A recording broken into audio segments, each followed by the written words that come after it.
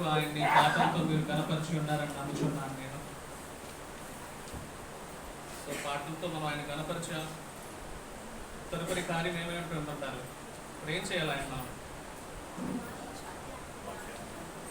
కొద్ది నిమిషాలు దేవుడు మనకిచ్చిన విలువైన జ్ఞానాన్ని మనం అందరం కూడా తెలుసుకుందాం. వినడానికి సిద్ధంగా ఉన్నారా? That's very good. కొద్ది నిమిషాలు మీతో చాలా విలువైన సమాచారాన్ని అందించాలనుకుంటున్నాను. జ్ఞాపకం కోసం మాట్లాడాలనుకుంటున్నాను. జ్ఞాపకం మనిషి జీవితంలో చాలా ప్రాముఖ్యం. మర్చిపోవడం మంచిదా, జ్ఞాపకం ఉంచుకోవడం మంచిదా? అన్ని విషయాలు జ్ఞాపకం ఉండడం మంచిదా? ఏవి జ్ఞాపకం ఉంచుకోవాలో అవి జ్ఞాపకం ఉంచుకోవాలా? ఏవి మర్చిపోవాలో అవి మర్చిపోవాలి. జ్ఞాపకం కోసమే మాట్లాడతాను, జాగ్రత్తగా. దేవునికి అసలు జ్ఞాపకం ఉందా? దానికోసం మాట్లాడతాను. మనుషులమైన మనము దేన్ని జ్ఞాపకం చేసుకోవాలి? దానికోసం కూడా మాట్లాడతాను. నా మాటలు మీకు అర్థమవుతాయి తల్లి, జాగ్రత్తగా. జ్ఞాపకం అసలు దేవుడు మనల్ని జ్ఞాపకం చేసుకుంటాడా? ఆయన మదిలో మనం ఉంటామా? లేదా ఆయన జ్ఞాపకము సంవత్సరానికి ఒకసారో 3 నెలలకు ఒకసారో అలా ఉంటుందా? శాశ్వతంగా జ్ఞాపకం ఉంచుకుంటాడా? ఎలా చెప్పేస్తారు శాశ్వతంగా జ్ఞాపకం ఉంచుకుంటాడని? ఎలా చెప్తాం? దేవుడు శాశ్వతంగా జ్ఞాపకం ఎలా ఉంచుకుంటాడు? మనందరికీ కొలమానం ఏది చెప్పండి? ప్రమాణం ఏది మనందరికీ? ఈ పరిశుద్ధ గ్రంథంలో అసలు ఆయన మనల్ని జ్ఞాపకం ఉంచుకుంటాడా లేదా చూద్దాం. సరేనా? ఇక్కడ అందరూ ఎగ్జిస్ట్ అయితే వాక్యంలోకి వెళ్దాం. ఓకే. దేవుని జ్ఞాపకము శాశ్వతమైనది. మా తల్లి జరగ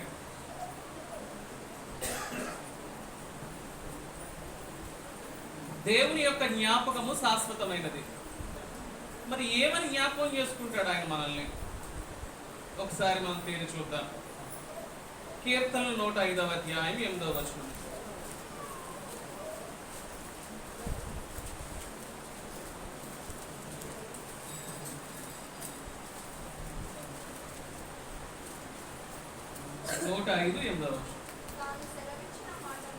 తాను సెలవిచ్చిన మాటను 1000 తరముల వరకు అబ్రహాముతో తాను చేసిన నిబంధనను, ఇసాకుతో తాను చేసిన ప్రమాణమును నిత్యము ఆయన. ఇప్పుడు చెప్పండి, మీరు నమ్ముకున్న దేవుడు జ్ఞాపకం ఉంచేవాడా? తను చేసిన నిబంధన మర్చిపోయేవాడా? మీకు ఏదైనా వాగ్దానం ఇస్తే దాన్ని మర్చిపోయేవాడా? నిరంతరము జ్ఞాపకం చూపుకునేవాడా? సంతోషం. అంటే ఆయన జ్ఞాపకంలో ఎవరున్నాం? మనమందరము. అదే కీర్తన 111 5వ వచనం. అదే తన యందు భయభక్తులు గల వారికి ఆయన ఆహారం ఇచ్చి ఉన్నాడు. ఆయన నిత్యము తన నిబంధన జ్ఞాపకం చేసుకొనును. ఏం చేశాడండి ఆయన? జ్ఞాపకం కోసమే మాట్లాడుతున్న. జాగ్రత్తగా.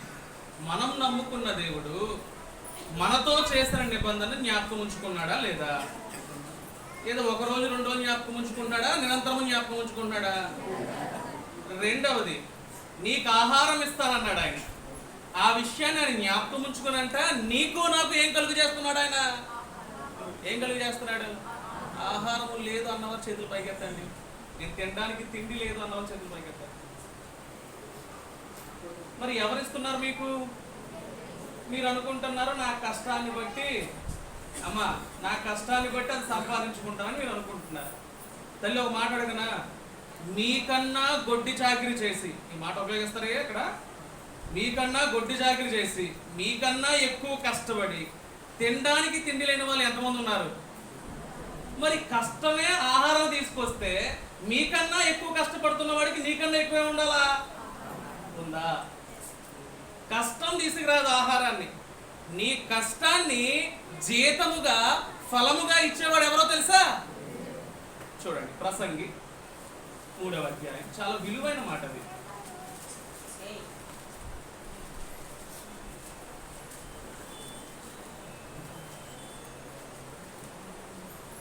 3వ అధ్యాయం తీసారా తల్లి? 3వ అధ్యాయము 11వ వచనం చూడండి. దేని కాలమునందు అది చక్కగా నుండునట్లు దేని కాలమందు అది చక్కగా నుండునట్లు సమస్తమును ఆయన నియమించి ఉన్నాడు. సమస్తమును ఆయన నియమించి ఉన్నాడు. చదువుతాను. ఆయన శాశ్వత కాల జ్ఞానమును నరుల హృదయమందుంచి ఉన్నాడు గాని 13 చదువుతాను.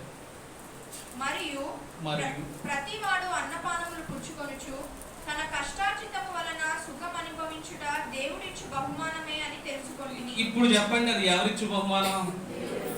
అరే, దేవుడు నీ జీవితంలో చిత్తము అంటేనే నీ కష్టం ఏమవుతుంది? నీకు ఉపయోగకరంగా మార్చబడుతుంది, ఆనందంగా మార్చబడుతుంది, సుఖముగా మార్చబడుతుంది. లేదంటే ఏమవుతుంది? నీ కష్టం వ్యర్థమైపోతుంది, నీ పాటు వృధా అయిపోతుంది. కానీ దేవుని చిత్తం నీ మీద ఉంది కాబట్టి నువ్వు పడుతున్నావు కదా కష్టం, ఆ కష్టం యొక్క జీతాన్ని నువ్వేం చేస్తున్నావు? పొందగలుగుతున్నావు. ఒక మాటలో చెప్పాలంటే దేవుని చిత్తం లేకపోతే మనం ఇది పొందలేము. ఈ వచనాన్ని బట్టి మనకు అర్థమయ్యేది ఏంటంటే, నీ కష్టాన్ని జ్ఞాపకం చేసుకున్నాడు ఆయన, నువ్వు ఏమి తినాలో అది జ్ఞాపకం చేసుకున్నాడు ఆయన, నువ్వు ఎక్కడ నివసించాలో జ్ఞాపకం చేసుకుంటున్నాడు ఆయన. చేసుకుంటున్నాడు కాబట్టే మనుషుల ముందు మనం బ్రతకగలుగుతున్నాం. లేకపోతే ఎప్పుడో మనం కూడా జ్ఞాపకంలోకి వెళ్ళిపో. నా మాట అర్థమైంది కదా మీకు? ఆయన జ్ఞాపకం ఉంచుకున్నాడు కాబట్టి ఇంకా మనం తగుతో ఈ భూమి మీద ఉన్నాం. అసలు ఇంతలా మనిషిని జ్ఞాపకం చేసుకోవడానికి మనిషి ఏమైనా గొప్పవాడా? బైబిల్ ఏం చెప్తుందో తెలుసా మనిషి గురించి? హెబ్రీయులు 2వ అధ్యాయము 6వ వచనం.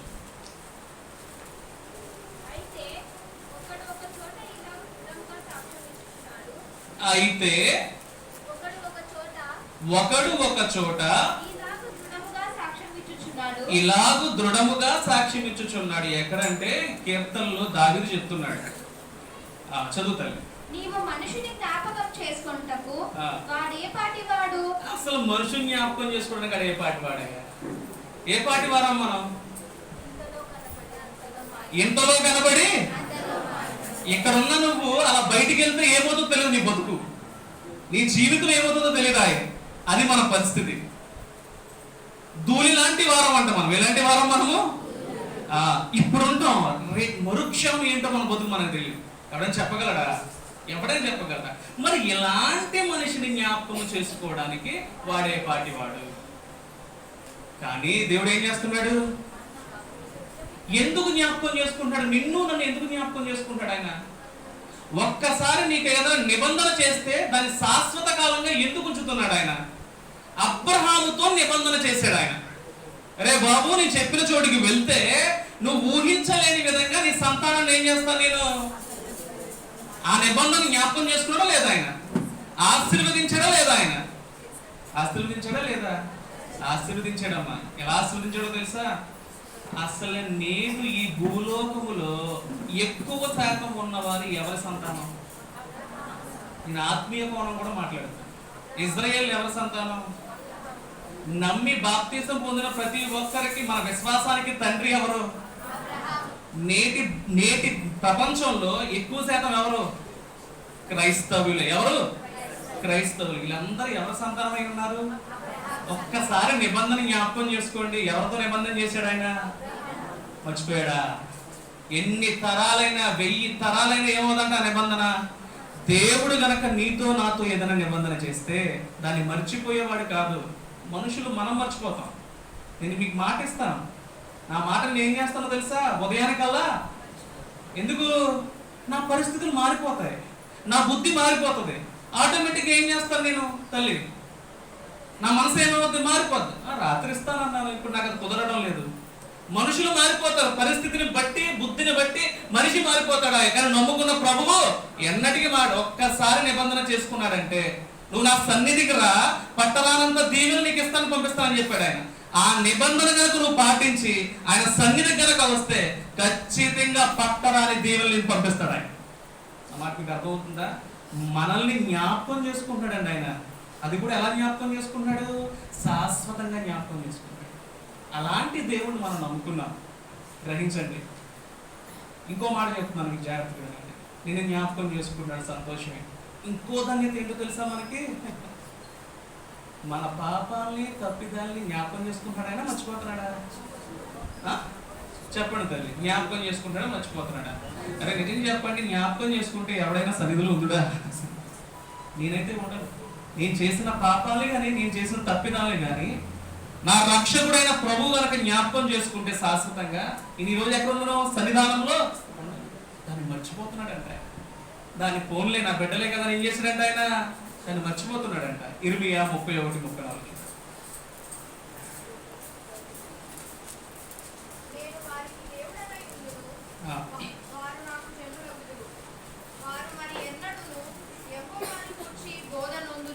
అని తమ పొరుగు వారికి గాని తమ సహోదరులకు గాని ఉపదేశము చేయరు. నేను వారి దోషములను క్షమించి వారి పాపములను ఇక నేనెన్నడూ జ్ఞాపకం చేసుకొనను గనుక అల్పులేమి గనులేమి అందరూ నన్ను ఎరుగుదురు. ఇదే యెహోవా వాక్కు. ఒక మాటలో ఒకే ఒక్క మాట ఆ వాక్యం చదివితే మీకు ఏమర్థమైంది నాన్న? జ్ఞాపకం చేసుకుంటున్నాడా మర్చిపోతున్నాడా? నీ పాపాలు నీ దోషాలు జ్ఞాపకం చేసుకుంటున్నాడా మర్చిపోతున్నాడా? ఒక మాట చెప్పనా, మనుషులతో చెప్పుకోలేనంత పాపం చేసిన ఆ పాపమును వాడికి చెప్తే, నీ పక్క వాడికి చెప్తే వాడు నిన్ను అసహించుకుంటాడు. వాడు నిన్ను అసహించుకుంటాడు. అలాంటి పాపము నువ్వు చేసినా సరే, నా రక్షకుడు నా పాపాల్ని కడిగిన వాడు నా ప్రభువును నువ్వు గుర్తిరిగి ఆయన యొద్దకు వచ్చి పాప క్షమాపణ నిమిత్తం బాప్తీసం తీసుకుంటే నీ పాపాలను ఏం చేస్తాడు ఆయన? అంతకుముందు ఎటువంటి పాపం నీది? కనీసం పక్కవాడికి చెప్పగలవా నీ పాపాన్ని? అంత ఘోరాతి ఘోరమైన పాపం చేశాను. ఆ పాపాన్ని కూడా మనుషులు క్షమించడేమో, దేవుడు క్షమిస్తాడు. నిన్ను రక్షించాడు, నీ పాపాన్ని కడిగాడు, నీ పాపాన్ని జ్ఞాపకం ఉంచుకోడు ఆయన. ఆ విషయాన్ని గ్రహించుకో. నా మాట మీకు అర్థమవుతుంది కదా? మన పాపాలను ఏం చేశాడైనా? జ్ఞాపకం ఉంచుకోడు ఆయన. మన అతిక్రమంలో ఏం చేయడైనా? జ్ఞాపకం ఉంచుకోడు ఆయన. ఓకే, ఈ మాట మీకు సంతోషాన్ని ఇస్తుందా, బాధ ఇస్తుందా? నాకైతే చాలా సంతోషాన్ని ఇస్తుంది. మీకేమిస్తుంది? కానీ ఇక్కడే జాగ్రత్తగా ఉండాలి. సరే, యెషయా 43:25 కూడా చూడండి. అదే మాట మాట్లాడుతున్నాడు. మీకు రెఫరెన్స్ కావాలి, రాసుకున్న వారు ఉన్నారని చెప్తున్నా. యెషయా 43:25.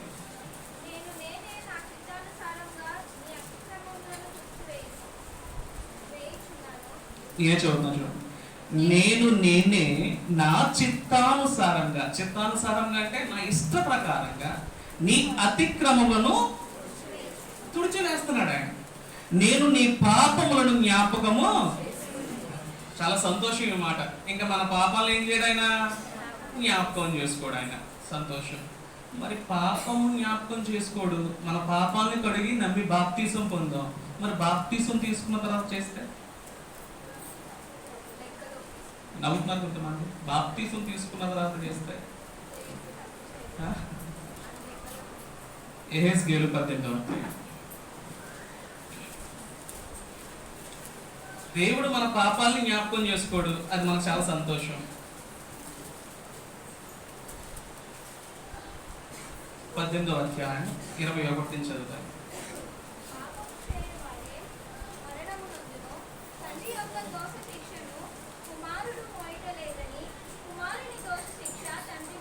నేనే చదువుతున్నాను, అందరూ వినండమ్మా. 18:22. అతడు చేసిన అపరాధములలో ఒకటి జ్ఞాపకములోనికి రాదు. అతని నీతిని బట్టి అతడు బ్రతుకు. నేను అపరాధం చేశాను, దోషం చేశాను, కానీ నా పాపాలని కడిగేవాడు నా ప్రభువైన రక్షకుడు అనే విషయాన్ని గ్రహించి ఏం చేశాను? ఇప్పుడు ఆయన దగ్గరికి వచ్చి నా పాపాలని కడుక్కున్నాను. ఇప్పుడు నీతిమంతుడిగా మార్చబడ్డాను. అంతకు ముందు చేసిన పాపాలను జ్ఞాపకం చేసుకుంటాడు ఆయన? చేసుకోడు ఆయన. ఇప్పుడు కడుక్కున్న తర్వాత నేనేం చేస్తే జ్ఞాపకం చేసుకుంటాడో చూద్దాం. దుష్టుల మరణము నొందుట చేత నాకేమాత్రమైన సంతోషం కలుగునా? వారు తమ ప్రవర్తనను దిద్దుకుని బ్రతుకుటయే నాకు సంతోషము. ఇదే ప్రభువు యెహోవా. ఆయనకున్న ఒకే ఒక్క ఆలోచన అండి, మన ప్రవర్తనను మనం దిద్దుకోవాలి. ఒకవేళ నువ్వు యవనస్తుడు అయితే, ఇంకా నువ్వు చంటి పిల్లవాడు అయితే, పాపం చేయకపోతే పాపం జోలికి వెళ్లకుండా నీతిగా యథార్థంగా జీవించాలి, తల ఎత్తుకుని బతకాలి. ఇది ఆయన ఉద్దేశం. ఒకవేళ నీకు ఇష్టం వచ్చినట్టు లోకంలో పాపం చేసేసావు, నువ్వు నీకు అవకాశం ఇచ్చాడు ఆయన, నా దగ్గరికి రా, ఎంత ఘోరాతి ఘోర పాపం అయినా సరే నేను ఏం చేస్తాను? క్షమిస్తాను. ఇప్పుడు నువ్వు ఎలా బతకగలవు? నీతిమంతుడుగా బ్రతకగలవు. నువ్వు అలా బతకడమే నా ఇష్టం అని చెప్తున్నాడు. కానీ నువ్వు నీతిమంతుడుగా అయిన తరువాత, అయితే నీతిపరుడు తన నీతిని విడిచి పాపము చేసి దుష్టులు చేయు హేయక్రియలన్నిటినీ ప్రకారము జరిగించిన ఎడల అతడు బ్రతుకున అతడు చేసిన నీతి కార్యములు ఏమాత్రమును ఏమరాప్పుడు అరే దేవుడు నీకు అవకాశం ఇచ్చాడు, నీ పాపాన్ని కడుక్కునే అవకాశం ఇచ్చాడు. నమ్మి బాప్తిసం పొందినవాడు రక్షింపబడతాడు. నీతిమంతుడు లేడు, ఒక్కడు కూడా లేడు. ఆయన యొద్దకు వచ్చి నువ్వు నీతిమంతుడిగా తీర్చబడ్డావు, నీతి పనులు చేసావాయే. కానీ మళ్ళీ నీ బుద్ధి ఏమైంది? మళ్ళీ నీ ఆలోచన ఏమైంది? ఇలాంటి బాధపడద్దు. మళ్ళీ నీ బుద్ధి ఏమైంది? వంకరి బుద్ధి అయిందా, చెడు బుద్ధి అయిందా, నీ ఆలోచన సరిగ్గా లేదా? మళ్ళీ లోకంలో ఉన్న పాపం వైపు ఏం చేశావు నువ్వు? లోకంలో ఉన్న పాపం వైపు ఏం చేశావు నువ్వు? మళ్ళీ మొదలెట్టు. ఎందుకు? పాపం ఎప్పుడు కూడా మిమ్మల్ని అట్రాక్ట్ చేస్తుంది. ఏం చేస్తుంది? ఆహ్వానిస్తుంది. ఎందుకో తెలుసా? పాపంలో సుఖం ఉంటుంది, పాపంలో సంతోషం ఉంటుంది, పాపంలో సంతృప్తి ఉంటుంది. నా మాట మీకు అర్థమైందా? అది మిమ్మల్ని ఏం చేస్తుంది? ఆకర్షిస్తుంది. నువ్వు గనక దానికి ఆకర్షింపబడి వెళ్ళావా, నువ్వు నమ్మి బాప్తిసం తీసుకున్నా సరే, నా మాట అర్థం చేసుకోండి, నీతిమంతుడుగా నువ్వు ఉన్నా సరే, జాగ్రత్త సుమా, నువ్వు చేసిన నీతిని ఏం చేస్తాడంట ఆయన? ఇప్పుడు దేన్ని మళ్ళీ గుర్తుపెట్టుకుంటాడు? ఇప్పుడు నీ నీతిని గుర్తుపెట్టుకోవాలో నీ పాపాన్ని గుర్తుపెట్టుకోవాలో అనేది ఎవరి చేతిలో ఉంది? సంతోషం ఎవరి చేతిలో ఉంది? మన చేతిలో ఉంది. గ్రహించవలసిన విషయం ఏంటంటే, దేవుడు జ్ఞాపకం ఉంచుకునే దేవుడు అండి. మన దేవుడికి మతిమరుపు లేదు. ఆయన జ్ఞాపకం శాశ్వతమైంది. ఒక్కసారి నీకేమైనా వాగ్దానం చేస్తే ఆ వాగ్దానం ఏం చేయడాయన? నువ్వు మర్చిపోవచ్చు. సారా చేశాడు, అబ్రహాం చేశాడు. ఎవరు మర్చిపోయారు? చెప్పండి. ఎవరు నిర్లక్ష్యం చేశారు? సారా ఏం చేసింది? ఆ మాట చెప్పగానే ఏం చేసింది? అవునా కాదా? దేవుడు నీకు చేసిన నిబంధన, వాగ్దానము ఎవరు మర్చిపోవచ్చు? మనం మర్చిపోవచ్చు, కానీ ఎవరు మర్చిపోడు? ఖచ్చితంగా నీ జీవితంలో నెరవేరుస్తాడు ఆయన. అర్థమవుతుందా? శాశ్వతంగా ఉంటుంది. అదే విధంగా మనకున్న ధన్యత ఏంటంటే, మన పాపాలను జ్ఞాపకం చేసుకోడు ఆయన. పాపాలు కూడా ఏం చేస్తాడు ఆయన? ఏ పాపము కూడా చెప్పాను నేను, మనుషులకు చెప్పుకోలేనంత ఘోరాతి ఘోర పాపం చేసిన ఆ పాపాన్ని కూడా ఏం చేస్తాడు ఆయన? క్షమిస్తాడు. మరి క్షమించాడు కదా అని చెప్పి నువ్వు రక్షింపబడి బాప్తిసం తీసుకున్న తర్వాత మళ్ళీ మొదలెడితే, మళ్ళీ చేస్తే, ఈసారి క్షమిస్తాడా? ఈసారి మర్చిపోతాడా? అమ్మా, ఒక్కసారి మనం అవకాశం, ఒక్కసారే క్షమింపబడే అవకాశం ఒక్కసారే ఉంది. ఈ అవకాశం లేక కొన్ని కోట్ల మంది బయట ఉన్నారా? ఈ అవకాశం నీకు నాకు దక్కింది. దక్కిన అవకాశాన్ని మనం ఏం చేసుకోవాలా? సద్వినియోగం చేసుకోవాలా. దేవుడు నా నీతిని జ్ఞాపకం చేసుకోవాలా, దేవుడు నా పాపాన్ని జ్ఞాపకం చేసుకోవాలా? మనం ప్రశ్న వేసుకోవాలి. ఒకవేళ నీ నీతిని జ్ఞాపకం చేసుకున్నాడు అనుకో, 1000 తరాల వరకు నీ బిడ్డలు ఆశీర్వదించేస్తాడు ఆయన. నా మాట అర్థమవుతుందా? ఎన్ని తరాల వరకు ఆశీర్వదిస్తాడు? అదే నీ పాపాన్ని జ్ఞాపకం చేసుకున్నాడు అనుకో, జాగ్రత్త సుమి. దేవుని శిక్ష నువ్వు భరించలేవు, దేవుని ఉగ్రత నువ్వు తట్టుకోలేవు. నా మాట అర్థమవుతుంది కదా? చాలా మంది అలా చూస్తున్నారు. నా వంక జాగ్రత్త. దేవుని మాట గనక వినకపోతే శిక్ష కూడా వేస్తాడు ఆయన. ఎంత ప్రేమించే నాథుడు, తన రక్తాన్నిచ్చి నిన్ను కడిగేంత ప్రేమను చూపిన వాడు. జాగ్రత్త, ఆయన మాట గనక వినకపోతే శిక్ష కూడా ఏం చేస్తాడు ఆయన? వేస్తాడు. ఆ విషయాన్ని గ్రహించండి. ఆయన జ్ఞాపకం ఉంచుకునే దేవుడు. ఇంతవరకు దేవుని జ్ఞాపకాన్ని మనం చూసి ఉన్నాం. మరి మనం దేని జ్ఞాపకం చేసుకోవాలి? చెప్పండి, మనం దేని జ్ఞాపకం చేసుకోవాలి? మనం దేన్ని జ్ఞాపకం చేసుకోవాలో ఈరోజు మనం తెలుసుకుందాం. ఓకేనా? 2వ తిమోతి 2వ అధ్యాయం 8వ వచనం.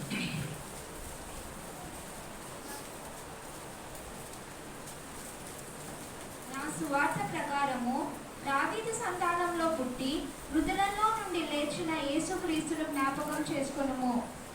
చెప్పండి. ఇప్పుడు మనందరికీ పౌలు గారు ఏ సువార్త ఉందో ఆ సువార్త మనం ప్రకటించుకుంటున్నాం. అపోస్తుల బోధ యందు మనం ఉన్నాం. మీరు అందరూ ధన్యులు. నిజమైన సంఘంలో మీరు ఉన్నారు. దేవుడు తన స్వరక్తం ఇచ్చి సంపాదించిన సంఘంలో మీరు ఉన్నారు.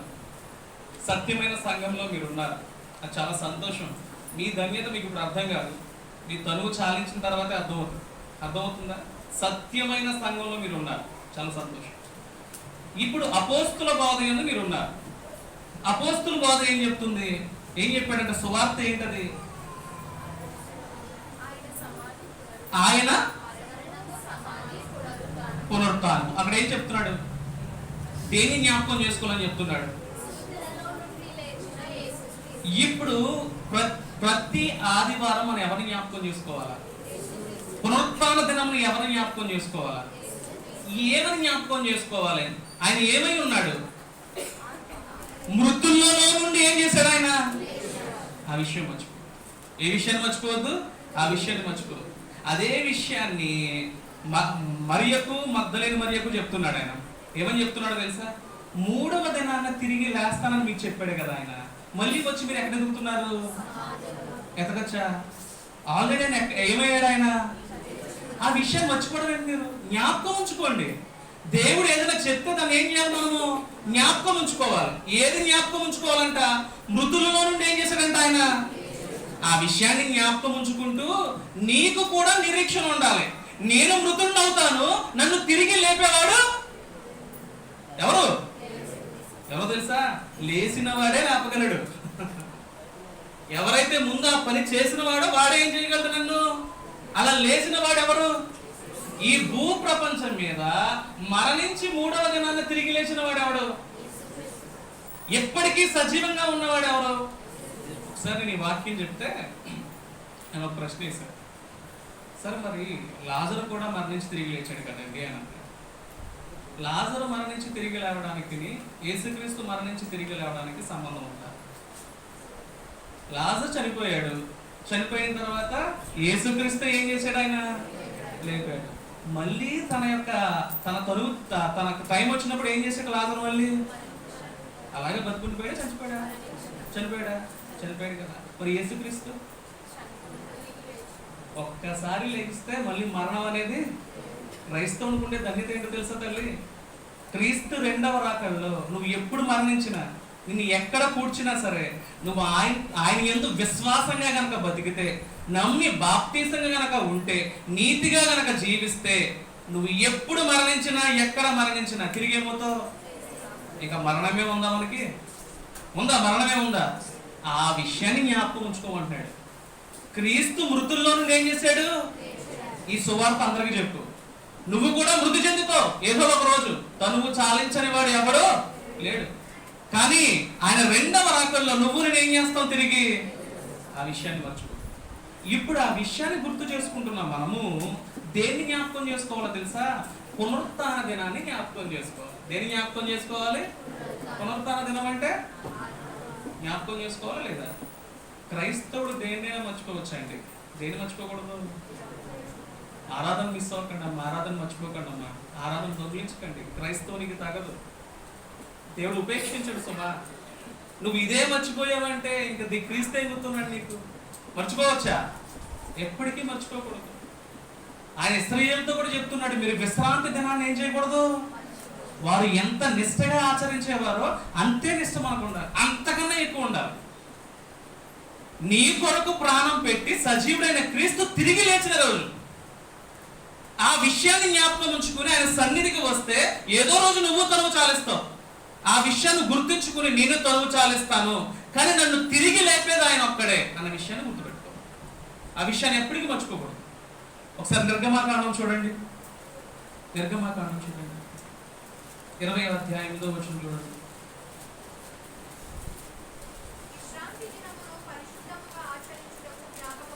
ఏం చేయాలి? ఎలా ఆచరించాలి? ఇశ్రాయేలుకి విశ్రాంతి దినము, మనకే దినము. ఇప్పుడు ఎలా ఆచరించాలమ్మా దీన్ని? అన్న ఎలా ఆచరించాలి చెప్పండి? పరిశుద్ధంగా ఆచరించాలా. నీకు నచ్చినట్టు ఉండడం కాదు, నీ నచ్చిన తలంపుతో వచ్చి కూర్చోవడం కాదు. అరే లోకంలో నువ్వు అలాగే కూర్చో, నీ దేవుని సన్నిధిలో అలా కూర్చుంటే జాగ్రత్త, నీ ఉనికిని ఆయన స్వీకరిస్తాడా? ఇక నువ్వు ఉండడం వల్ల ఏం ప్రయోజనం అయ్యే? అన్నమాట అర్థమవుతుంది కదా. లోకంలో నీకుండే తలంపులు, నీ తెప్పలు, నీ ఆలోచనలు, నీ పనులు బట్టి ఏం చేస్తావు? ఇంట్లో కూర్చున్నా, పనులు చేసుకుంటున్నా, బిడ్డలతో ఉన్నా, కుటుంబంతో ఉన్నా అయ్యే ఆలోచనలు ఉంటావు. ఎందుకు? లోకంలో ఉన్నావు కాబట్టి. ఇప్పుడు లోక సంబంధంగా రాలేదా? నువ్వు ఆత్మీయ బిడ్డవు. ఎక్కడికి వచ్చి ఉన్నావు నువ్వు? ఇక్కడ ఏం చేయాలి? నువ్వు వచ్చి ఏం చేయాలి? కేవలం ఏం చేయాలా? ఆయన ఆరాధించాలి. ఏం చేయాలా? ఆయన ఆరాధించాలి. ఎప్పుడైతే హృదయపూర్వకంగా ఆరాధించావో నీ ఆరాధన స్వీకరించేవాడు ఉన్నాడా లేదా? స్వీకరిస్తే సరిపోయిందా? మనకున్న ధన్యత ఏంటో తెలుసా? ఈ ఆత్మీయమైన పని చేసినా సరే మనకు దీవెనండి. నా మాట అర్థమవుతుందా? లోక సంబంధమైన ఆలోచనలతో తపంతో ఇంటి దగ్గర ఉన్నారు. మీకేమైనా ఉపయోగం ఉందా? ఉపయోగం లేకపోగా మీ ఆరోగ్యం ఏమవుద్ది? సరే, అయ్యే ఆలోచనలు అయ్యే తపంలు ఎక్కడ తీసుకొస్తున్నారు? మీరు సన్నిధి తీసుకొస్తున్నారు. అయ్యే ఆలోచనలు దగ్గర కూర్చున్నారు. ఏమన్నా ఉపయోగం ఉందా? ఒక్కసారి అవి విడిచిపెట్టి, మాట అర్థం చేసుకుంటాయి, ఒక్కసారి అవి విడిచిపెట్టి హృదయపూర్వకంగా మనస్పూర్వకంగా దేవుని ఆరాధించి చూడండి. దేవుని ధన్యత రుచి ఏంటో మీరు అడుగుతారు. దేవుడు మీ జీవితంలో ఏమిస్తాడో మీరు అడుగుతారు. ఏ భాగ్యాన్ని ఆయన ప్రసాదిస్తారో మీరు అడుగుతారు. అదే ఆలోచన ఇక్కడ కూర్చుంటే ఏం ప్రయోజనం లేదు. మీ ఆలోచన అంతా ఎవరి మీద ఉండాలా? హృదయపూర్వకంగా ఎవరిని వెతకాలా? ఎవరిని ఆరాధించాలా? ఖచ్చితంగా ఆరాధించాలి. మనం ఇక్కడ వచ్చి చేయవలసిన పని అది ఒకటే, వేరేది ఏదీ లేదండి. వేరేది ఏదీ లేదు. చెయ్యవలసింది చెయ్యకపోతే ఏమైనా కలుగుతుందా? లాభమైనా కలుగుతుందా? ఖచ్చితంగా చేయవలసిందే చెయ్యాలి. మనం క్రైస్తవుడు అనేవాడు పరిశుద్ధంగా పునరుత్థాన దినాన్ని ఏం చేయాలి? ఖచ్చితంగా ఆచరించాలి. చాలా మంది మిస్ అవుతారా మీలో? నాకు తెలియదా? మిస్ అవ్వకండి ఎప్పుడు కూడా దయచేసి. ఒక భక్తుడు అన్నాడు నాతో, నేను అన్నాను పిలుస్తాను, క్రైస్తవుడు ఉంటే ఆదివారం ఎక్కడ ఉండాలంట? సన్నిధిలో ఉండాలంట. ఒకవేళ లేకపోతే సమాధిలో ఉండాలన్నాడు. ఆ మాట నాకు చాలా ప్రేరణ ఇచ్చింది. ఎంత విలువిచ్చాడు చూసారా? అంటే తన జీవంతో ఉంటే ఖచ్చితంగా ఎక్కడ ఉండాలా? ఒకవేళ లేడు, ఈరోజు రాలేదంటే ఆ రోజు నేను జీవంతో లేడనే. క్రైస్తవుడికి అంత దృష్టి ఉండాలి దేవుని మీద. అరే దేవుడి నుంచి ఊరినే పొందలేవు. నువ్వేం పొందినా, ఏం పొందాలనుకున్నా ఊరినే పొందేలేవు. నువ్వు చేయవలసింది నువ్వు చెయ్యాలా, నేను చేయవలసింది నేను చెయ్యాలా. నువ్వు చేయవలసింది ఏమీ లేదు. నీ ఆస్తి పాత్రలు అమ్మేసి దేవునికి ఏం అవ్వక్కర్లేదు. నువ్వు నీకు దేవుడు ఏ హృదయాన్ని అయితే ఇచ్చాడో, ఏ మనసునైతే ఇచ్చాడో, కొద్దిపాటి సమయం నువ్వు ఎవరు కేటాయించాలా? అది నువ్వు చేయవలసింది. అది నువ్వు చేయలేవా? నేను చేయలేనా? ఖచ్చితంగా చేయగలను. మరి చెయ్యగలిగిన స్థితిలో నువ్వు ఉన్నప్పుడు ఖచ్చితంగా ఏం చేయాలా? చేయాలా. నువ్వు దేవుణ్ణి ఆరాధించు. ఎందుకంటే నిరంతరం జ్ఞాపకం చేసుకున్నాడు. ఆయన జ్ఞాపకం ఉంచుకున్నాడు కాబట్టి ఈరోజు నువ్వు నీ బిడ్డలతో కలిసి ఉండగలవు, జీవించగలిగావు. ఈ ఆదివారం నువ్వేం చేయగలవు? చూడగలిగావు. రేపు నువ్వు బ్రతకగలవు. మరణించిన తర్వాత తిరిగి ఇది పరిస్థితి.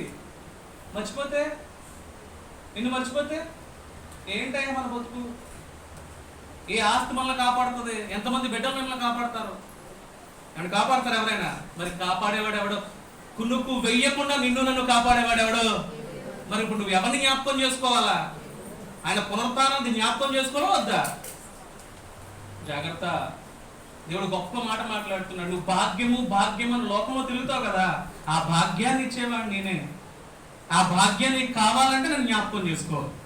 దివ్యోపదేశ కాండము 8వ అధ్యాయం 18వ వచనం. కాక నీ దేవుడైన యెహోవాను జ్ఞాపకము చేసుకొనవలెను. చదువుతా. కాక నీ దేవుడైన యెహోవాను జ్ఞాపకము చేసుకొనవలెను. ఏలైనగా తాను నీ పితరులతో ప్రమాణము చేసినట్లు తన నిబంధనను నేటి వలె స్థాపింపవలెనని మీరు భాగ్యము సంపాదించుకొనుటకై మీకు సామర్థ్యము కలుగజేయువాడు ఆయనే. జ్ఞాపకం ఉంచుకో. నువ్వు ఏ భాగ్యాన్ని పొందాలి అన్నా నీకు సామర్థ్యం ఉండాలి. సామర్థ్యం లేకపోతే ఏ భాగ్యము పొందలేవు. భాగ్యం అనేది ఓన్లీ డబ్బుతో సంబంధించిందే కాదు. సౌభాగ్యం అంటే ఏంటి? ఏమండి సౌభాగ్యం అంటే ఏంటి? భాగ్యం అంటే కేవలం డబ్బుతో ముడి పెడతావా? దానికి సంబంధించిందేనా? భాగ్యం అంటే పొందగలిగేది అని, లేనిది పొందేది అని. ఏమి లేనిది? మన బతుకులో లేనిది మనం పొందేది అని. నీ బతుకులో ఏదైతే లేదో, నీ జీవితంలో ఏదైతే లేదో అది నువ్వు పొందాలి అంటే నీకేముండాలి? అందరూ పొందారండి తల్లి, అందరూ పొందరు. దేవుడు చూడండి, దేవుడు ఇంత గొప్పవాడు. నువ్వు నా దగ్గరికి రా, భాగ్యాన్ని ఇచ్చేస్తాను అంటలేదు ఆయన. ఆ భాగ్యాన్ని పొందడానికి నీకు ఒక అర్హత ఉండాలి. ఏంటి అర్హత అంటే నీ దగ్గర స్కిల్ ఉండాలి, స్టఫ్ ఉండాలి, సామర్థ్యం ఉండాలి. ఆ సామర్థ్యాన్ని ఇస్తాడు ఆయన. అని అర్థమవుతుందా? ఏమిస్తాడు ఆయన? ఆ సామర్థ్యాన్ని ఇస్తాడు. ఆ సామర్థ్యం వల్ల నువ్వు నేనేం పొందుతావు? కనీసం దీనికోసమైనా మీరు ఎవరిని జ్ఞాపకం చేసుకోవాలా అని చెప్తున్నాడు అన్నమాట. ఎందుకు మర్చిపోతున్నారు? జ్ఞాపకం చేసుకోండి. మీకు సమస్తమైన భాగ్యాన్ని ఇచ్చేవాడు నేనే.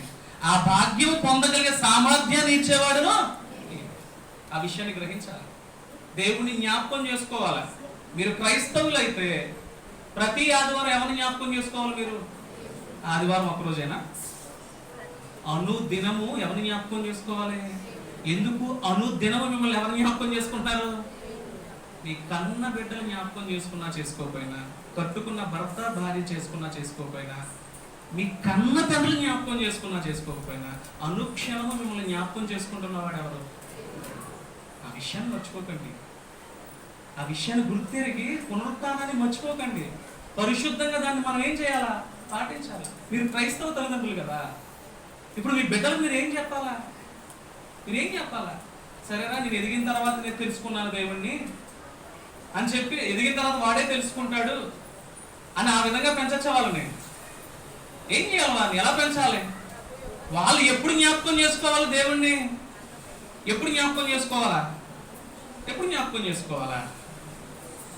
నువ్వు పెద్ద అయిన తర్వాత జ్ఞాపకం చేసుకున్నావు, దేవుని తెలుసుకున్నావు, నమ్మి బాప్తిసం పొందావు, ప్రతి ఆదివారం జ్ఞాపకం చేసుకున్నావు, ఎవరికి వస్తున్నావు?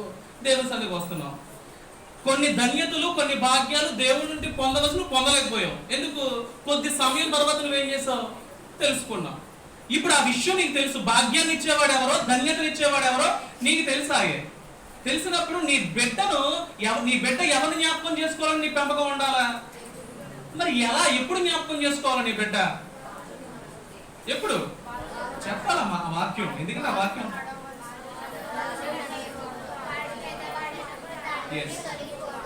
ఎప్పుడంట? ఎప్పుడు జ్ఞాపకం చేసుకోవాలా? ప్రసంగి 12.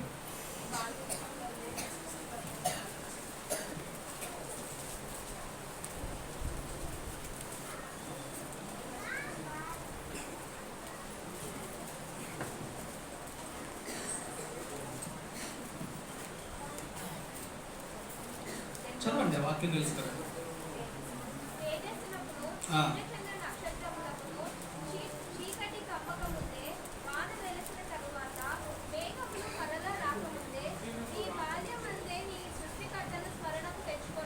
ఎప్పుడు జ్ఞాపకం చేసుకోవాలి? ఒకసారి మళ్ళీ చదువుతాయి. సూర్యచంద్ర నక్షత్రములకును చీకటి కమ్మకముందే, వాన వెలిసిన తరువాత మేఘములు మరలా రాకముందే, నీ బాల్య దినముల యందే నీ సృష్టికర్తను స్మరణకు తెచ్చుకొనుము. ఎప్పుడు జ్ఞాపకం చేసుకోవాలి చెప్పండి? ఆ స్మరణకు తెచ్చుకునే అవకాశం నాకు దక్కలేదండి. ఇప్పుడు ఎవరు దక్కాలా? నా బిడ్డకి దక్కాలా. ఆ స్మరణకు తెచ్చుకుని దేవుడిని పొందవలసిన దీవెని పొందలేకపోయానండి. ఆ వయసులో పొందవలసిన దీవెన, ధన్యత, భాగ్యం నేను ఏం చేయలేదు, పొందలేదు.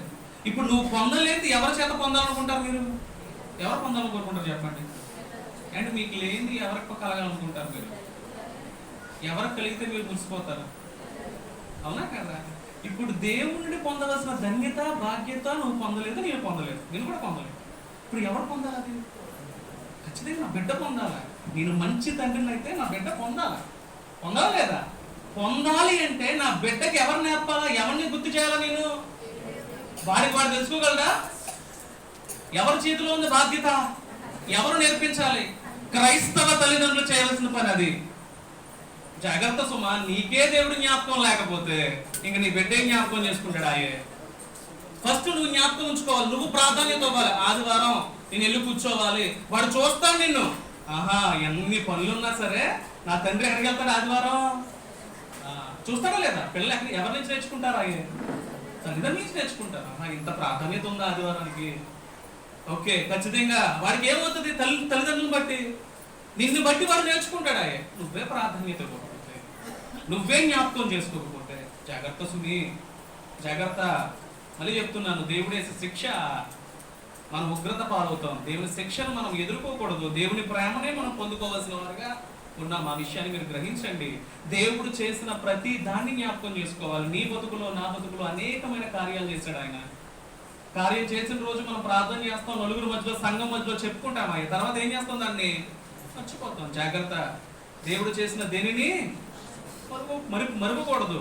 అదే విషయాన్ని దేవుడు చెప్తున్నాడు. మొదటి దినవృత్తాంతాలు 16వ అధ్యాయము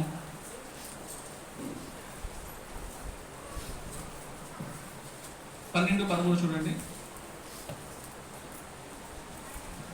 ఆయన దాసులకు ఇశ్రాయేలు వంశస్థులారా, ఆయన ఏర్పరచుకొనిన యాకోబు సంతతి వారలారా, ఆయన చేసిన ఆశ్చర్య కార్యములను జ్ఞాపకం చేసుకొనుడి.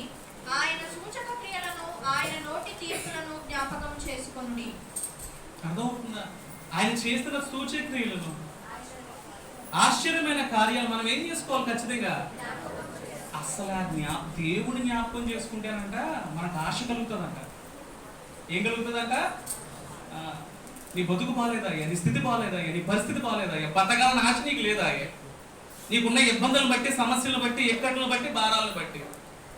కానీ ఆ సమయంలో నువ్వు ఎవరిని జ్ఞాపకం చేసుకో?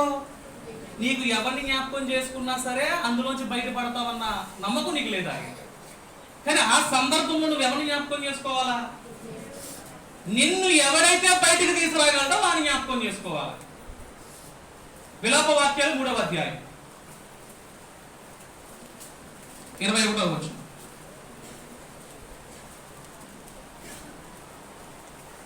నేను దీన్ని జ్ఞాపకం చేసుకొనగా నాకు ఆశ పుట్టుచున్నది. యెహోవా కృపగలవాడు. అమ్మా జ్ఞాపకం చేసుకోమ్మా. జ్ఞాపకం చేసుకుని నిరాశలో ఉన్న నువ్వు ఆశ కలిగి ఉండు. ఎందుకో తెలుసా? నువ్వు నమ్ముకున్నవాడు ఎటువంటి వాడు? కఠినపరుడా, కృప కలిగిన వాడా? బాధించే విషయం ఏంటంటే దేవుని నుండి పొందవలసిన కృప క్రైస్తవులు పొందలేకపోతున్నారు. ఎందుకు పొందలేకపోతున్నారంటే మీకు ఎవరు గుర్తుండడం లేదు. ఎవరు గుర్తుండడం లేదా? అయ్యే ఒప్పుకోవాలి. నేనైతే ఒప్పుకుంటాను. అల్టిమేట్గా మనం కృప పొందాలండి. కృప పొందాలంటే మనం ఏం చేయాలి? ఒక్కసారి జ్ఞాపకం చేసుకుని ఆశ పడుతుంది. నీ బతుకు మీద నీకేం పడుతుంది? ఆశ పడుతుంది. ఆశ పుట్టి నేను నమ్ముకున్నవాడు కృప కలిగిన వాడు, ఎలాంటి స్థితిలో ఉన్నా నేను ఏం చేయగలను ఆయన? అది క్రైస్తవుడికి ఉండే ధన్యత. క్రైస్తవుడికి మాత్రమే ఉన్న ధన్యత. ఈ ధన్యత అనేక మందికి లేదా? దయచేసి జ్ఞాపకం ఉంచుకోవాలి.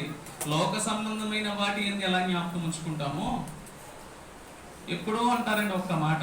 ఆ ఒక్క మాట పట్టుకుని సంవత్సరాలు మాట్లాడిన వారు ఎంతమంది ఉన్నారు? అక్కతో, చెల్లితో, తమ్ముడితో. అవునా కదా? నవ్వుతున్నారు కొంతమంది. ఒక్క మాట పట్టుకుని. అది కాదా? ఒక మాట చెప్పనా? పనికి మాలిన వాటి ఎందుకు అది మన జ్ఞాపకము? అక్కడ కాదు వృధా. ఈరోజు నీ గురించి నీ నిమిత్తం వాడు హర్ట్ అయ్యాడు కాబట్టి, నీ మీద చెడు అభిప్రాయం ఉంది కాబట్టి ఒక మాట అన్నాడు. రేపు నీ మీద అభిప్రాయం మారిందా? నేను ఏం చేస్తాను? నలుగురిలో మరి పొగుడుతున్నప్పుడు పొంగిపోయి, తిట్టినప్పుడు కృంగిపోవాలా? మనిషి తత్వం అది. ఈరోజు ఇంట్లో మంచుకున్నాను అనుకోండి, ఏం చేస్తారు? ఈయన మంచిగానే మాట్లాడతారు నాతో. ఏమాత్రం కొంచెం ఇబ్బంది పెట్టారు అనుకోండి, మనసు గాయం కలిగించాను అనుకోండి, లేదా ఆయన నాకు గాయం కలిగించాడు అనుకోండి, ఖచ్చితంగా ఆయన గురించి నా మాట, నా గురించి ఆయన మాట ఏమైపోద్ది? మనిషి స్వభావ లక్షణం అది. దాన్ని ఎవరు మార్చలేడు. ఆ పనికి మాలిన వాటికి అది జ్ఞాపకం ఉంచుకోవాల్సిందే.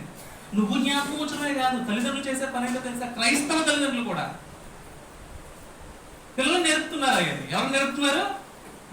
వాడు ఆ మాట అన్నాడు, నేను మాట్లాడలేదు అందుకు. అది ఎవరు నేర్పుతున్నాడు? అయ్యా వాడు కూడా వాడిని చూసే దృష్టికోణం ఎలా ఉంటుంది?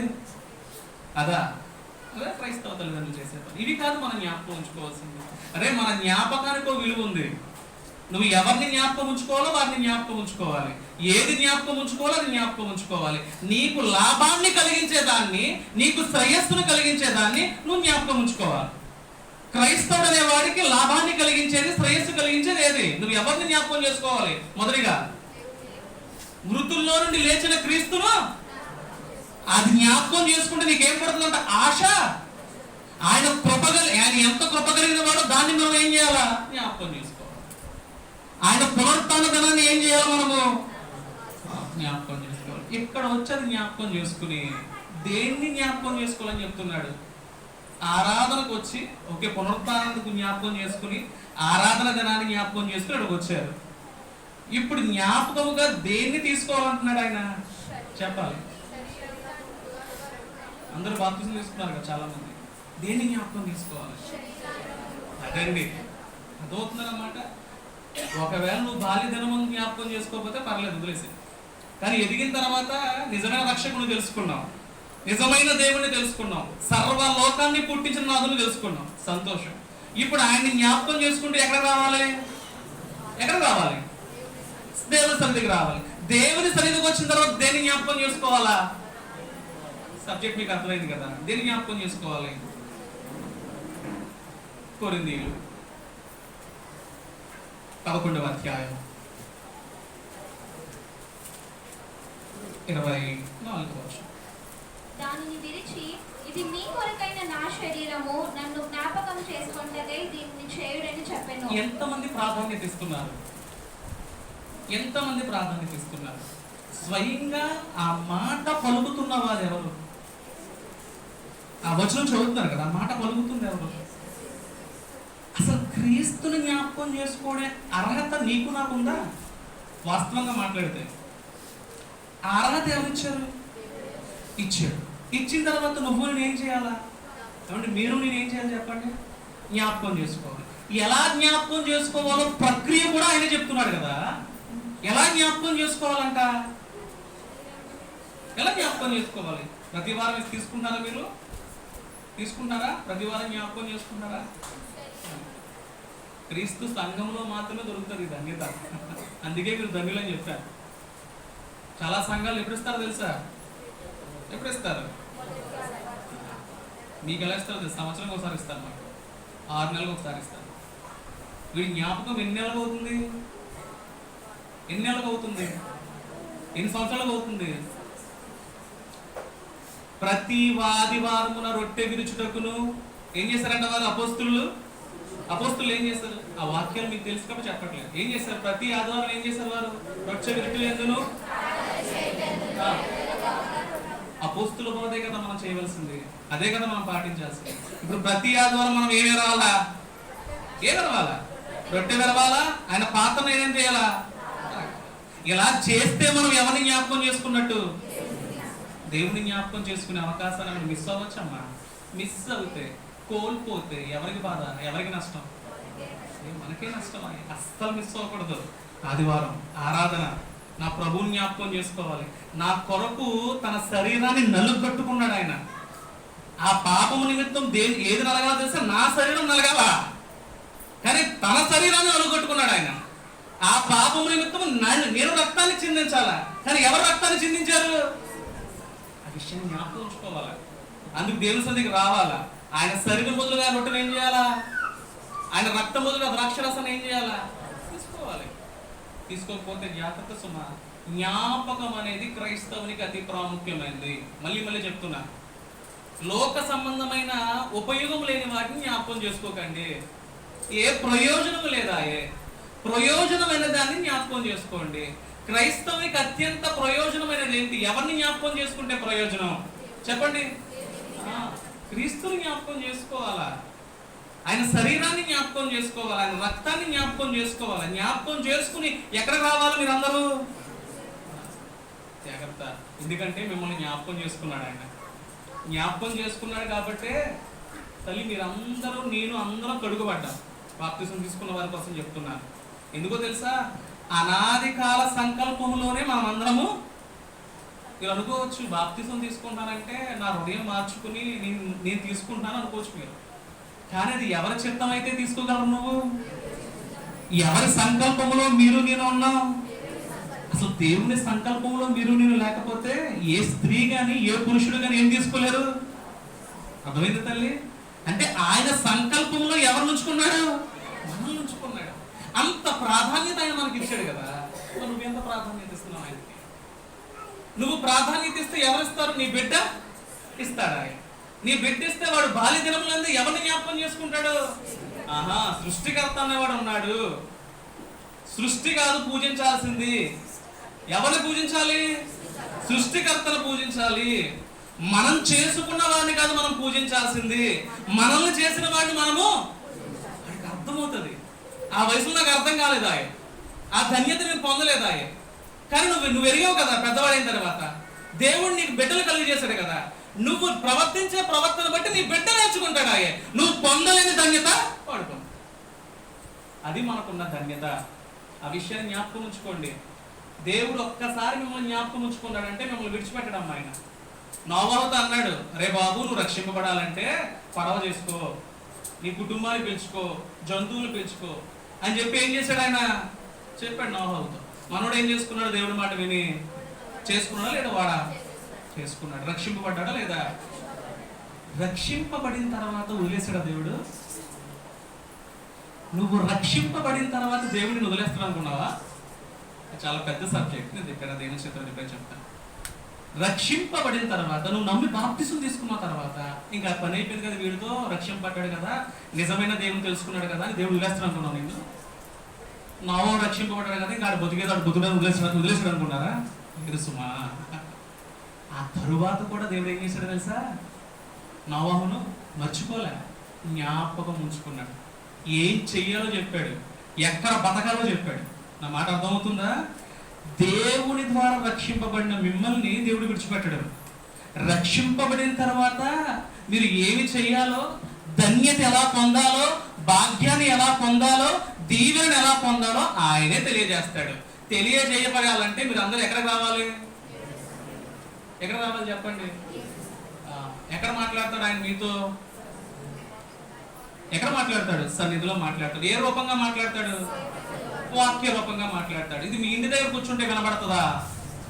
నీ బతుకులో నువ్వేం చేయాలో ఒక్క మాట మాట్లాడతాడు. అర్థమవుతుందా తల్లి? ఆ ఒక్క మాట కోసం నువ్వు ఎక్కడ రావాలి? ఎవరిని జ్ఞాపకం ఉంచుకుని రావాలి? వస్తే ఎవరికి ధన్యత?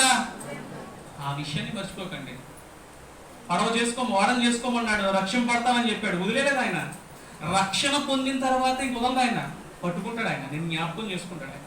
ఒకసారి ఆదికాండం వచ్చిన చూపించి నేను ముగిస్తాను. 8వ అధ్యాయం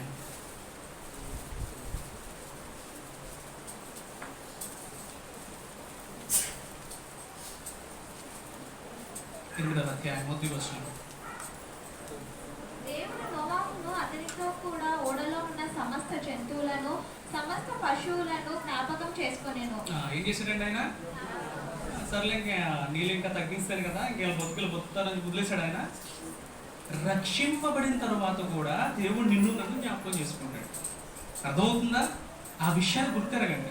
దేవుడు నన్ను జ్ఞాపకం చేసుకోవడం అనే విషయాన్ని గుర్తెరిగి నువ్వు ఎవరిని జ్ఞాపకం చేసుకోవాలి? అర్థమవుతుందా తల్లి? కొంతమంది ఎందుకు జ్ఞాపకం చేసుకోరంటే దేవుణ్ణి తమకున్న శ్రమలను బట్టి, శోధనలు బట్టి జ్ఞాపకం చేసుకునేవారు ఉంటారు, ఇంకా దేవుని విడిచిపెట్టేసేవారు కూడా ఉంటారు. ఏ పరిస్థితిలో ఉన్నా సరే, ఈ మాట జాగ్రత్తని చెప్పి ముగిస్తాను. ఏ పరిస్థితిలో ఉన్నా సరే నువ్వు ఎవరిని జ్ఞాపకం చేసుకోవచ్చు? ఎంత దుర్భర స్థితిలో ఉన్నా సరే, ఎంత దారుణాతి దారుణమైన స్థితిలో ఉన్నా సరే నువ్వు ఎవరిని జ్ఞాపకం చేసుకోవచ్చో తెలుసా? మీరు తెలివైన వారైతే కేవలం దేవుణ్ణి మాత్రమే జ్ఞాపకం చేసుకుంటారు. ఎందుకంటే ఆ దుర్భర పరిస్థితి నుండి నిన్ను లేవనెత్తేవాడు ఆయన ఒక్కడే. ఏ మనిషి లేవనెత్తాడు. నా మాట అర్థమవుతుందా? మీలో కనుక దేవుడి జ్ఞానం ఉంటే ఇంత దారుణాతి దారుణమైన పరిస్థితుల్లోంచి నన్ను బయటికి తీసుకురాగలిగిన వాడు ఆయన ఒక్కడే అన్న విషయాన్ని గుర్తెరిగి దేవుణ్ణి జ్ఞాపకం చేసుకుంటారు. యోనాను గుర్తు తెచ్చుకోండి. ఇప్పుడు యోనా పరిస్థితి ఏంటి? ఎక్కడ ఉన్నాడండి ఆయన? అమ్మ తల్లి ఎక్కడున్నాడు? మత్స్యంలో చేప కొడుకులో ఉన్నాడు. తన ఏమనుకుంటున్నాడు? బతుకుతాను అనుకుంటాడు, చచ్చిపోతాను అనుకుంటాడు. అతను బతుకుతాను ఏమనుకోలేడు, అతను ఏమనుకోలేదు. ఆ చేప కొడుకులో వెళ్ళగానే అతని పరిస్థితి ఏమైంది? అతనికి మన పరిస్థితి కొంచెం మారిపోగానే మనం ఎవరు దూరం అయిపోతాం? ఆ చేప కొడుకులోకి వెళ్ళడానికి దేవుడు కారణమా, యోనా యొక్క సొంత బుద్ధి కారణమా? చెప్పండి. యోనా యొక్క సొంత బుద్ధి, సొంత ఆలోచన, సొంత నిర్ణయం. ఆ దుర్భర స్థితిలోకి వెళ్ళడానికి కారణం ఎవరు? దేవుడు కష్టమా? దేవుడు మంచి ప్రాంతానికి వెళ్ళమన్నాడు. అరే బాబా, నేను అక్కడ పట్టణం ఉంది, నువ్వు కంగారు పడకు. పంపించేవాడు రక్షించడా? ఆ పట్టణానికి ఎవరు పంపిస్తున్నాడు? దేవుడు యోనాను పంపించాలనుకున్నాడు ఆయన. అది చాలా దారుణమైన పట్టణం. పంపించేవాడు యోనాను రక్షించడా? రక్షిస్తాడు కదా. మనోడికి ఆలోచన లేకపోండి తన సొంత ఆలోచనతో ఎటు వెళ్ళిపోవాలనుకున్నాడు? ఎందుకు ఏం చేసుకుందామని? వ్యాపారం చేసుకుందామని. తార్షీష్ అనేది చాలా మంచి వ్యాపారం చేయడానికి మంచి పట్టణం అండి. మనోడు దాడికి వెళ్ళిపోదాం అనుకున్నాడు. తన సొంత బుద్ధిని బట్టి, సొంత ఆలోచనలు బట్టి. మన జీవితంలో కూడా అంతే. నీ స్థితి, నీ బతుకు దిగజారిందంటే కారణం ఎవరో తెలుసా? దేవుడు కాదా? నీ నిర్ణయాలు, నీ సొంత నిర్ణయాలు, నీ సొంత ఆలోచనలు బట్టి మనోడు ఎక్కడికి వెళ్ళిపోయాడు? ఇప్పుడు చేపగడుగులోకి వెళ్ళిపోయాడు. కానీ గొప్ప విషయం ఏంటో తెలుసా? అప్పుడు ఎవరిని జ్ఞాపకం చేసుకుంటాడు? ఒక్కసారి చూడండి. యోనా 2వ అధ్యాయం 7వ వచనం. కూపంలో నుండి నా ప్రాణము నాలో మూర్ఛిల్లగా నేను యెహోవాను జ్ఞాపకం చేసుకుంటుని. చదువుతాను. నీ పరిశుద్ధాలయంలోనికి నీ యొద్దకు నా మనవి వచ్చెను. అసత్యమైన వ్యర్థ దేవతల యందు లక్ష్యముంచు వారు తమ కృపాధారమును విసర్జింతురు. కృతజ్ఞతాస్తులు చెల్లించి నేను నీకు బలులు నర్పింతును. నేను మ్రొక్కుకొన్న మ్రొక్కుబళ్లను చెల్లింపక మానను. యెహోవా యొద్దనే రక్షణ దొరుకునని ప్రార్థించెను. ఎవరి యొద్ద రక్షణ దొరుకుతుంది? మనం నమ్ముకున్న దేవుని యొద్దే రక్షణ దొరుకుతుంది. నేను ఎంత ఘోరాతి ఘోర పాపము చేసి, నా బతుకు ఎంత దుర్భరస్థితిలోకి వెళ్ళినా సరే, అప్పుడు కూడా నేను ప్రార్థన చేసి, అయ్యా నన్ను రక్షించేవాడు నువ్వేనంటే చెప్పి ఉన్నాను.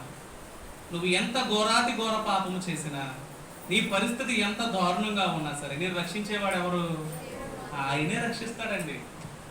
రక్షణకు కర్త ఆయనే. రక్షణ ఆయన యందే ఉన్నది. నువ్వు రక్షింపబడాలి అంటే, నువ్వు సురక్షితంగా ఉండాలి అంటే, నువ్వు భాగ్యాన్ని పొందాలి అంటే, మీకు నాకు ఉన్న ఏకైక దిక్కెవరు? ఆ విషయాన్ని మర్చిపోకండి. ఈ విషయాన్ని జ్ఞాపకం ఉంచుకోండి. మనం బ్రతుకుతున్నామంటే కారణం ఆయన. మనం జీవిస్తున్నామంటే కారణం ఆయన.